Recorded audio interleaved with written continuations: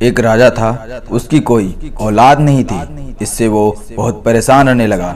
वह सोचने लगा, मेरे बाद यहाँ का राजा कौन बनेगा। राजा ने सोचा, क्यों ना मैं किसी बच्चे को गोद ले लूं। राजा अगले ही दिन पूरे गांव में ढिंढोरा पिटवा दिया कि गांव के सारे बच्चे राजमहल में आ जाएं। अगले दिन ही गांव के सारे बच्चे राजमहल पहुंच गए। राजा ने सभी बच्चों को एक एक बीज दिया और कहा, 6 महीने बाद हम मिलेंगे। सभी बच्चे उस बीज को लेकर अपने घर चले गए। एक बच्चे ने गमले में बीज को डाल दिया और उसमें रोज की तरह पानी डालता रहा और उसकी देखभाल करता रहा। 4 महीने बीत गए पर उसमें पौधा नहीं आया। बच्चे ने अपनी माँ से कहा, माँ देखो ना, पौधा नहीं आया। माँ बोली, बेटा जड़ों को फैलने में वक्त लगता है।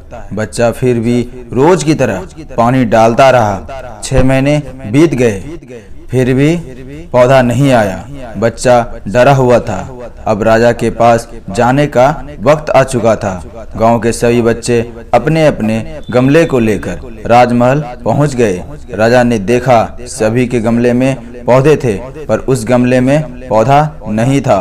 राजा ने उस बच्चे को बुलाया और पूछा, तुम्हारे गमले में पौधे क्यों नहीं हैं? बच्चा बोला, राजा साहब, मैंने 6 महीने तक इसकी देखभाल की है और फिर भी पौधे नहीं आया। राजा उस गमले को देखा, उसके गमले की मिट्टी गीली थी। राजा ने उसके ईमानदारी को देखकर बहुत खुश हुआ और वहाँ का राजा बना दिया। मतलब यह है कि कोई भी काम अगर ईमानदारी से करते हो तो उसकी मेहनत बेकार नहीं जाती है।